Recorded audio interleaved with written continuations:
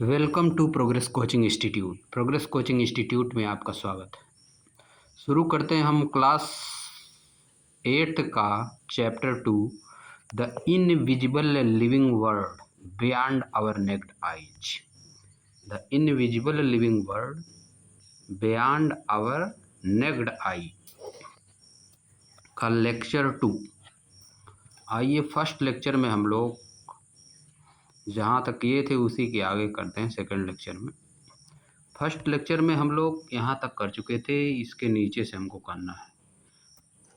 तो लेक्चर शुरू करने से पहले मैं आपको बता देना चाहता हूँ कि अगर आप रेगुलरली मुझको फॉलो करते हैं और एक एक वर्ड जो मैं बता रहा हूँ उस पर फोकस अगर करते हैं तो इंग्लिश मीडियम के बच्चों की जो समस्या होती है, इंग्लिश में लिखा हुआ साइंस और एसएसटी दोनों सब्जेक्ट को कम समझ पाते हैं और ख़ुद से राइटिंग नहीं कर पाते हैं, रटना पड़ता है चीज़ क्वेश्चन आंसर को।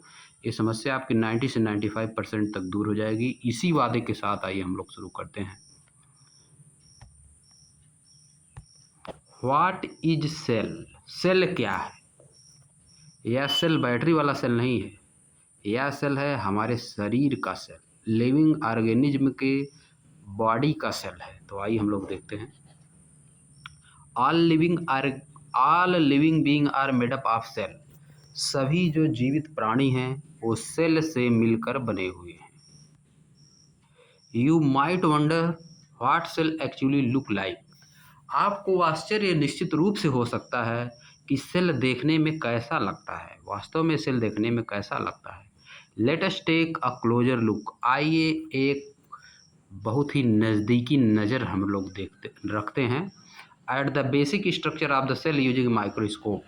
एकदम बेसिक स्ट्रक्चर पर, सेल की बेसिक स्ट्रक्चर पर एक माइक्रोस्कोप से हम लोग नज़र रखते हैं, बहुत क्लोज नज़र रखते हैं।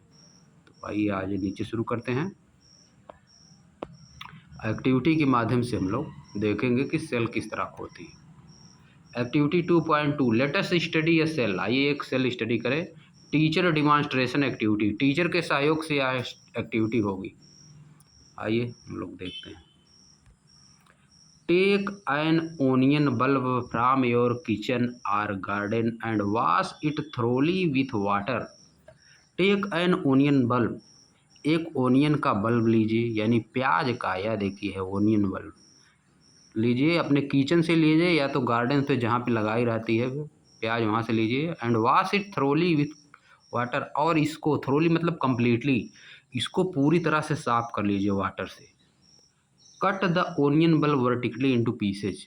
ओनियन बल्ब को वर्टिकली काटिए। जैसे मान लीजिए ओनियन बल्ब है आपका, ओनियन बल्ब आपका जो है इस तरह का है, तो इसको वर्टिकली ऐसे काट देना है। Cut it vertically into pieces, इसको वर्टिकली पीसेज में काटिए।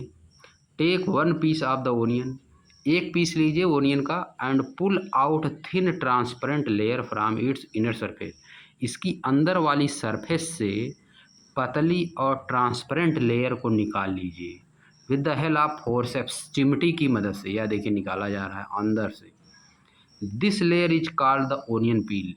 इस लेयर को हम लोग क्या कहते हैं? ओनियन पील कहते हैं, यानी ओनियन का छिलका अंदर का है। Place the peel in the petri dish containing a few drop of safranin red colour stain for 30 second. इसको एक पेट्री डिश में रखिए। पेट्री डिश देखिए इस तरह का होता है पेट्री डिश। इस छिलके को एक पेट्री डिश में रखिए। प्लेस द पील मतलब छिलका, इन ए पेट्री डिश, एक पेट्री डिश में रखिए। Containing a few drop of safranin red colour stain for 30 second, जिसमें सेफ्रॉनियन सोल्यूशन हो। सेफ्रॉनियन सोल्यूशन रेड कलर का स्टेन होता है। 30 सेकेंड के लिए रखिए। This will give a pinkish colour to the cell. यह जो ओनियन की सेल्स हैं उनको पीला कलर, पिंकिश कलर दे देगा। And help us see them clearly, और हमको सहायता करेगा कि हम उनको आसानी से देख पाएँ।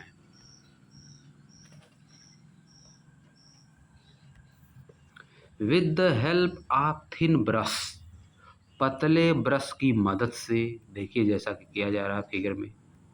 Transfer the onion peel to another petri dish, दूसरे पेट्री डिश पर ओनियन की पील को ट्रांसफ़र करिए। कंटेनिंग वाटर, जिसमें कि वाटर रखा हो। टू राइंस द पील, पील को साफ़ करने के लिए। राइंस मतलब क्या होता है, जब वाटर, केवल वाटर से बिना किसी चीज़ का प्रयोग किए, साबुन या डिटॉल या बिना किसी लिक्विड, दूसरी लिक्विड और साबुन का, सोप का प्रयोग किए हम जब किसी चीज़ को साफ़ करते हैं तो उसको कहा जाता है राइंस। राइंस द पील, वाटर से छिलके को साफ़ करिए। एंड रिमूव एक्स्ट्रा स्टेन, और एक्स्ट्रा स्टेन जो उस पे लगे हुए हैं धब्बे, उनको हटा दीजिए।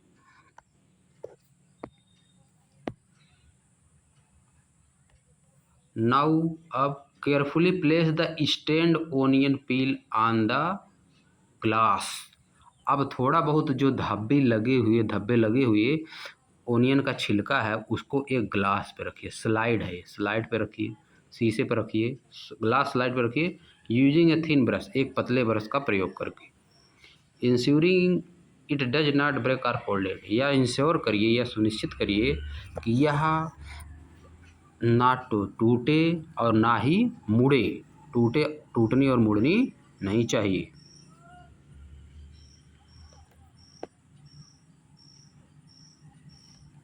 Put a drop of glycerine over the onion peel on the slide.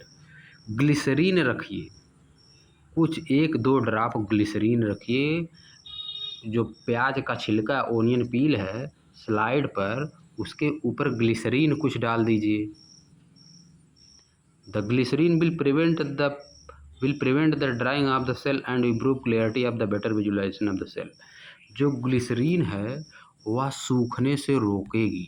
वह क्या करेगी, ग्लिसरीन देखिए डाला जा रहा है, ग्लिसरीन उसको सूखने से रोकेगी, जो छिलका है उसको सूखने से रोकेगी और हमको विजुअलाइजेशन में यानी देखने में क्लियरिटी देगी। क्लियरिटी से हम लोग देख पाएंगे, स्पष्ट दिखाई देगा। Slowly place the cover slip over the peel using a needle. एक कवर स्लिप रखना है, छिलके के ऊपर एक कवर स्लिप रखना है नीडल का प्रयोग करते हुए। Such that no air bubble get trapped, ऐसा इस तरह से हमको उसको रखना है कवर स्लिप जो है कि एयर बबल ना हो, बुलबुले ना बने अंदर। कवर स्लिप के नीचे और ओनियन पील के बीच में, कवर स्लिप और ओनियन बीच में बुलबुले नहीं बनने चाहिए, बबल, एयर बबल नहीं बनने चाहिए। Use blotting paper to gently wipe off any extra glycerine around the edges of the cover slip. Blotting paper एक तरह का पेपर होता है, उससे चीज़ें साफ़ की जाती हैं। ब्लॉटिंग पेपर का यूज करिए अच्छी तरह से साफ़ करने के लिए। वाइप ऑफ मतलब साफ़ करने के लिए। एनी एक्स्ट्रा ग्लिसरीन जो कि कवर स्लिप के अगल बगल में लगी हुई है, कवर स्लिप के अगल बगल में जो ग्लिसरीन लगी हुई है उसको साफ़ करने के लिए ब्लॉटिंग पेपर का यूज करिए और बढ़िया से आराम से साफ़ करिए उसको। एडजेज मतलब किनारों पर, कवर स्लिप के किनारों पर, एड्ज मतलब किनारों पर।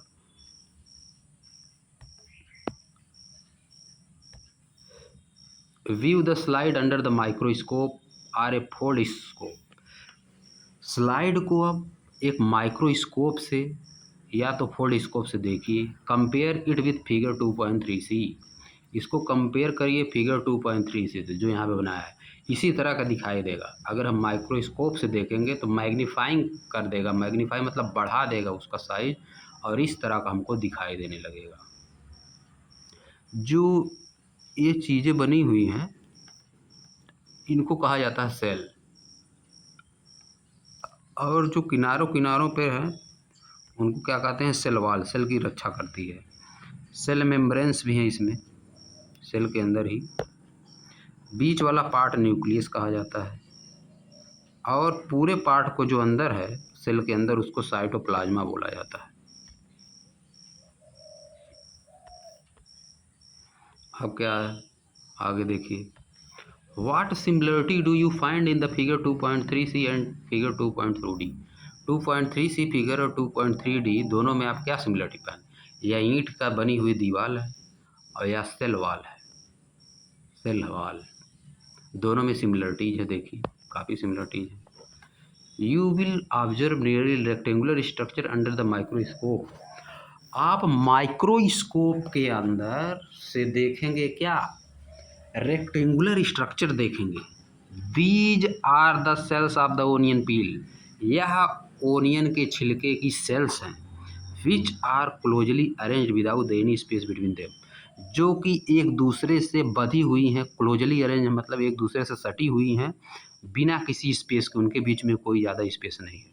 Try to observe the peels of the leaves of different plants around you. इसी तरह से जैसे आप ओनियन की पील को माइक्रोस्कोप से देखे हैं, इसी तरह से डिफरेंट तरह के प्लांट्स की लीव को भी देखिए माइक्रोस्कोप से।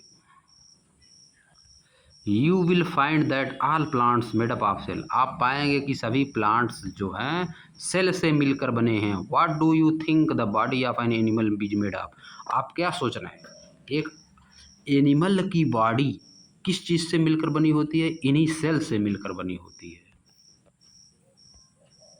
अब आ जाइए देखिए यहाँ पे फिगर बी में क्या बनाया है, बी देखिए लिखा है यहाँ पे फिगर बी क्या बनाया है इसमें, mounting the onion plane in glycerine using needle, यह काम किया गया है। फिगर सी में क्या किया गया है, देखिए सी है structure of the onion peel under the microscope, के अंडर ओनियन पील का स्ट्रक्चर माइक्रोस्कोप से देखने पर ओनियन पील इस तरह का दिखाई देता है। A wall made of brick, दीवाल ईंटों से बनी हुई दीवाल है, दोनों में स्ट्रक्चर सेम है, यानी ईंटों से बनी हुई दीवाल की तरह होती है। सेल जो है ईंटों की से बनी, जैसे ईंटों से मिलकर कोई रूम बनता है, उसी तरह से सेल से मिलकर हमारी शरीर बनती है, कहने का तात्पर्य है। तो अब इस लेक्चर में हम लोग इतना ही समझते हैं। नेक्स्ट लेक्चर में हम लोग समझेंगे अगली एक्टिविटी, लेट अस इन्वेस्टिगेट, दूसरी एक्टिविटी को हम लोग समझेंगे। इसके माध्यम से हम लोग साइंस को आसान बनाएंगे। तो आप वीडियो को देखते रहिए, चैनल को सब्सक्राइब करिए, वीडियो को लाइक करिए और शेयर भी करना ना भूलिए, कमेंट भी करिए कि चीज़ें समझ में आ रही हैं। Thank you for watching progress coaching institute.